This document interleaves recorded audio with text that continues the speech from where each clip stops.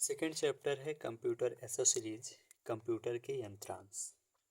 हम इसमें देखेंगे इनपुट क्या क्या होते हैं, सीपीयू क्या है, आउटपुट क्या है, कीबोर्ड्स के शॉर्टकट, कीबोर्ड क्या है और उसके शॉर्टकट कीज क्या हैं। इन चीज़ों को हम समझेंगे। इनपुट वे यंत्र एसेसरीज होते हैं जिससे हम डेटा को इनपुट करते हैं। इनपुट वे होते हैं जिनसे हम डेटा को इनपुट करते हैं कंप्यूटर के अंदर, जिससे हम डेटा को इंस्टॉल करते हैं। वे सारे एसेसरीज इनपुट बोले जाते हैं। जैसे कीबोर्ड है, कीबोर्ड से हम डेटा को इनपुट देते हैं, यानी मशीन के अंदर की ओर हम ऑर्डर भेजते हैं। माउस है, जॉयस्टिक है, ट्रैक बॉल है, लाइट पेन है, OMR ऑप्टिकल मार्क रीडर, इससे भी हम डेटा से इनपुट करते हैं। OCR है, optical character reader, MICR and ATM, ये सारे क्या हैं, इनपुट है। CPU central processing unit, central processing unit ये एक हमारे कंप्यूटर के अंदर कंट्रोल यूनिट की तरह होता है, और उसमें control unit plus arithmetical logical unit दोनों की मेमोरी होती है। यही हमारा CPU है। अगला एसेसरीज है आउटपुट, जिसमें हम मॉनिटर बोल सकते हैं, प्रिंटर बोल सकते हैं, प्रोजेक्टर जिसे कह सकते हैं, और LED इमीटर बोल सकते हैं। यानी ये सब हमारे क्या हैं, आउटपुट। कीबोर्ड हमारा क्या है, जिससे हम इनपुट देते हैं। उसमें 26 लेटर अल्फ़ाबेट के A to Z होते हैं। नंबर हमारा 1 से लेकर 9 तक, यानी 10 नंबर होते हैं। एक न्यूमेरिक की होता है 0 से 9 और 0 से लेकर 9 तक। ऊपर की तरफ कीबोर्ड में सबसे ऊपर फंक्शन की होता है, जिसमें F5 मतलब F की वैल्यू 1 से लेकर 12 तक चेंज होती है। फंक्शन F1 F2 F3 से लेकर F12 तक होता है। एरो की हमारे जितने होते हैं 4 होते हैं, 4 डायरेक्शन के होते हैं, upper and lower, left and right के लिए। इंटर की होता है कि इससे हम कार्य का निर्वाह जारी रख सकते हैं। कैप्स लॉक किस लिए यूज होता है, कैपिटल लेटर और स्मॉल लेटर के और उसको प्रोसेस को चेंज करने के लिए। शिफ्ट की अगर हम दबा देते हैं तो कैपिटल लेटर हो जाता है। कोई अगर हमको टाइपिंग करना है, शिफ्ट को दबाने के बाद टाइप अगर हम करेंगे तो वो लेटर हमारा कैपिटल होगा। होम की का मतलब होता है कि हम मेन पृष्ठ पे चले जाएंगे। अल्ट का मतलब होता है, जो अल्ट की होती है वो निर्देश बदलने की होती है। और एस्केप की होती है जो हम निर्देश, जो दिए हैं निर्देश, इनपुट दिए हैं निर्देश, वो हम वापस ले सकें। तो ये हमारा कीबोर्ड का फंक्शन है। आगे हम देखेंगे शॉर्टकट की। देखिए ये हमारा क्या है, कंट्रोल। कंट्रोल दबाने के बाद, कंट्रोल का बटन दबाएं फिर प्लस, अगर मैं प्लस किया तो इसका मतलब पेज को मैं जूम इन कर रहा हूँ। अगर कंट्रोल दबाने के बाद मैंने माइनस का बटन क्लिक किया है तो मैं जूम आउट कर रहा हूँ। कंट्रोल दबाने के बाद मैं ए को सेलेक्ट किया तो इसका मतलब है मैं किसी पर्टिकुलर टेक्स्ट को ऑल सेलेक्ट कर रहा हूँ। कंट्रोल के बाद अगर मैंने बी दबाया है तो मैं उस सेलेक्टेड टेक्स्ट को बोल्ड कर रहा हूँ, मोटा हेडिंग का बना रहा हूँ। कंट्रोल प्लस के बाद सी दबाए हैं, अगर मैं कंट्रोल प्लस के बाद सी को प्रेस किया हूँ तो वो कॉपी हो जाएगा, वो सेलेक्ट किए गए टेक्स्ट कॉपी हो जाएंगे।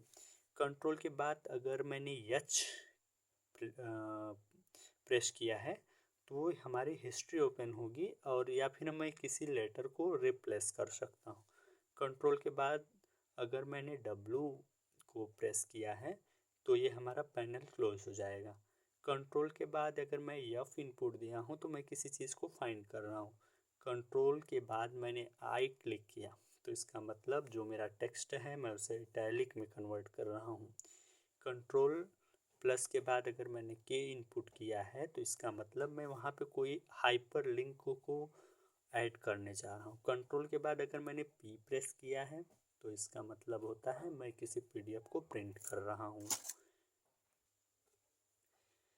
आगे हम देखेंगे कि जो हमारा प्राइम मेमोरी होता है वो मेमोरी हमारा दो तरह का होता है। एक प्राइमरी मेमोरी होती है, एक सहायिका उसकी एक्सिलरी मेमोरी होती है। तो पहले इन सब चीज़ों को समझेंगे। उससे पहले मैंने शॉर्टकट की के एक चीज़ को स्किप कर दिया था, उसको देखेंगे। अगर मैं कंट्रोल के बाद क्रॉस को यानी मल्टीप्लाई के सिंबल को प्रेस करता हूँ तो वो कट होगा। कंट्रोल के बाद वाई, इसका मतलब रीडो होता है, यानी मैं किसी चीज़ को पुनः वापस लाना चाह रहा हूँ। किसी निर्देश को मैं दिया था उसको इरेज कर दिया हूँ और उसको मैं कंट्रोल प्लस वाई के साथ वापस लाना चाह रहा हूँ।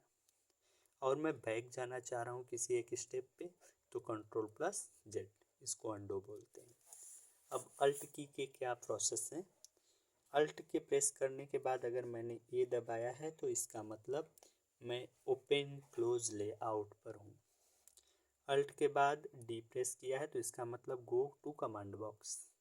अल्ट के बाद एच, इसका मतलब ओपन पेज, ओपन कर सकते हैं या क्लोज कर सकते हैं होम पेज को। अल्ट के बाद यस को प्रेस किया है तो वो सर्च पैनल को ओपन करेगा। अल्ट के बाद मैंने टी को प्रेस किया है तो वो टूल मेनू को ओपन या क्लोज करेगा। कंट्रोल के बाद अगर मैंने जी को प्रेस किया है तो हम कहीं जाना चाह रहे हैं। कंट्रोल के बाद मैंने टी प्रेस किया है तो हम टेबल फॉर्मेशन कर रहे हैं। कंट्रोल के बाद अगर मैंने यू प्रेस किया है तो हम अंडरलाइन करना चाह रहे हैं किसी टेक्स्ट को। कंट्रोल के बाद मैंने डब्ल्यू प्रेस किया है तो हम विंडो को क्लोज कर रहे हैं, जो मैंने पहले भी बता रखा था यहाँ पे कि हम किसी पैनल को क्लोज कर रहे हैं। कंट्रोल के बाद मैंने यन यानी प्रेस किया तो ओपन न्यू विंडो, यानी कोई हमारा पेज होगा वो नया खुलेगा कंट्रोल प्लस एन के साथ। ये हमारा है शॉर्टकट की और इम्पोर्टेंट है, पूछा जाता है टीचिंग एग्जाम में। अब फिर आते हैं मेमोरी पे। मेमोरी हमारा दो तरह का होगा, एक प्राइमरी मेमोरी, एक ऑक्सिलरी मेमोरी। प्राइमरी मेमोरी क्या होती है। प्राइमरी मेमोरी जो हमारे पहले से ही अवेलेबल रहती है। ऑक्सिलरी मेमोरी हम बाद में इनपुट देते हैं अपने इंस्ट्रूमेंट में। प्राइमरी मेमोरी होता है हमारा क्या, आर ए एम रैम, जो रैंडम एक्सेस मेमोरी। ये हमारे कंप्यूटर के अंदर अस्थायी मेमोरी होती है, जब तक बिजली रहेगी तब तक इसका मेमोरी सेट रहेगा। R O M read only memory, ये एक अस्थायी मेमोरी होती है। ये हमारा तीन तरह का होता है, एक प्रोम होता है, एक ई प्रोम होता है, एक ई प्रोम होता है। तीनों को समझेंगे। प्रोम हमारा प्रोग्रामेबल मेमोरी, अस्थाई मेमोरी में भी प्रोग्रामेबल होता है, जो इंस्ट्रूमेंट के फॉर्मेशन के समय ही दे दिया जाता है इंस्ट्रूमेंट को। उसके बाद इसे मिटाया नहीं जा सकता और न तो प्रोम में करेक्शन किया जा सकता है। एक होता है ई प्रोम, ई का मतलब होता है इरेजिबल, यानी हम इसको परावैज्ञानिक किरणों के माध्यम से इसके डेटा को मिटा सकते हैं। एक होता है इलेक्ट्रॉनिक इरेजिबल प्रोम, डबल ई प्रोम, इसे मिटाया जा सकता है और संशोधित भी किया जा सकता है। तो ये हमारा हो गया प्राइमरी मेमोरी। प्राइमरी मेमोरी दो होता है, रैम और रोम। रोम भी तीन तरह का होता है, प्रोम, ई प्रोम, डबल ई प्रोम। इन तीनों के अलग अलग प्रॉपर्टी हैं। प्रोम हमारा प्रोग्रामेबल होता है, इसे मिटाया नहीं जा सकता और इसे संशोधित नहीं किया जा सकता है। ई प्रोम जो हमारा है ये इरेजेबल है, इसे परावैज्ञानिक किरणों के माध्यम से मिटाया जा सकता है। डबल ई प्रोम, इसे मिटाया भी जा सकता है और संशोधित भी किया जा सकता है। एक्सिलरी मेमोरी क्या होती है, जो हमारे इंस्ट्रूमेंट के लिए हेल्पिंग होती है। सीडी जो पहले 700 MB की आती थी, पेन ड्राइव 1 GB से 32 GB तक आती है। हार्ड डिस्क 40 GB से लेके 64 GB या TB तक भी मिल जाती है। Floppy disk 1.44 MB। Floppy disk जो हमारा होता था, जो कि पैड मोबाइल होता है, इसके अंदर हमको अवेलेबल होता है। सीडी हम जानते हैं फिल्मों में पहले यूज होता था। पेन ड्राइव 1 GB से 32 GB तक। हार्ड डिस्क हमारे लैपटॉप में या कंप्यूटर में 40 GB और 32 GB, कभी कभी टेराबाइट के भी फॉर्म में हमको मिल जाता है। एक मेमोरी हमारी होती है कैशे मेमोरी, जो अस्थाई होती है लेकिन CPU के निकटतम होती है। तो एक बार पुनः इस चैप्टर को रिवाइज कर लेते हैं। कंप्यूटर एसेसरीज इस चैप्टर का नाम है। इनपुट क्या क्या है, इनपुट हम किस किस एसेसरीज से दे सकते हैं, वो कीबोर्ड है, माउस है, जॉयस्टिक है, ट्रैक बॉल है, लाइट पेन है, OMR है, OCR है, MICR है, ATM है। सेंट्रल प्रोसेसिंग यूनिट, जो हम इनपुट देते हैं उसके बाद ये अपने ऑर्डर के हिसाब से वर्क करता है, वो सेंट्रल प्रोसेसिंग यूनिट है। ये अर्थमेटिक लॉजिक यूनिट और कंट्रोल यूनिट को मिलाकर बनता है। इसका काम है कि हमारे द्वारा दिए गए इनपुट को बैलेंस ढंग से जिसका हम आउटपुट चाहते हैं उसको इनपुट को आउटपुट में कन्वर्ट करने की यही मशीन होती है। इसी में मेमोरी का भी काम होता है। आउटपुट हमारा मॉनिटर है, प्रिंटर है, प्रोजेक्टर है, ये साउंड है, साउंड सिस्टम, ये सब हमारे आउटपुट हैं। इनपुट में हम माइक्रोफोन को भी डाल सकते हैं। कीबोर्ड्स हमारे हैं जो उसको समझेंगे। A to Z 26 अल्फ़ाबेट के होते हैं। न्यूमेरिक और नंबर की होते हैं जो 1 से लेके 0 से लेके 9 तक होते हैं। कुल मिला के नंबर न्यूमेरिक की हमारे पास 20 होते हैं, 10 नंबर की और न्यूमेरिक की 10 बोले जाते हैं। फंक्शन की 12 होते हैं, F1 से लेके F12 तक। एरो की 4 होते हैं, up down and left right. Inter की इसलिए किया जाता है कि हम कार्य के निर्वाह की अनुमति दे रहे हैं, कि हम कार्य को परमिट कर रहे हैं। कैप्स लॉक, कैपिटल लेटर को स्मॉल लेटर में और स्मॉल लेटर को कैपिटल लेटर टाइपिंग में शिफ्ट करते हैं। शिफ्ट हमारा क्या है, शिफ्ट को अगर मैं प्रेस करके कोई लेटर को प्रेस किया हूँ तो वो लेटर कैपिटल होगा। होम की को प्रेस करने पे हम मेन पृष्ठ पे आ जाते हैं, मेन पेज पे आ जाएंगे।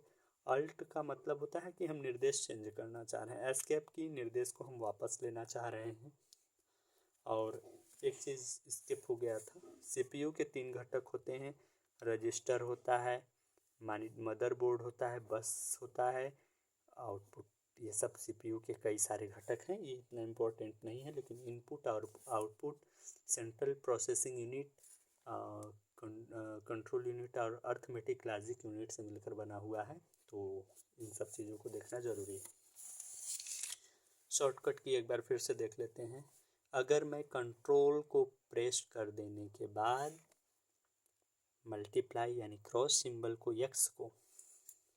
इसको यक्स को मैंने प्रेस किया है तो ये हमारा कट होगा। वाई को प्रेस किया है तो रीडो है, यानी मैं किसी कार्य को किया हूँ और उसे इरेज कर दिया था तो उस कार्य को पुनः वापस लाने के लिए। और कंट्रोल के बाद अगर मैं जेड दबाया हूँ तो अंडो। यक्स वाई जेड हमको याद रखना है, यक्स कट के लिए और वाई रीडो के लिए, जेड अंडो के लिए। कंट्रोल के दबाने के बाद अगर प्लस तो जूम इन, माइनस तो जूम आउट।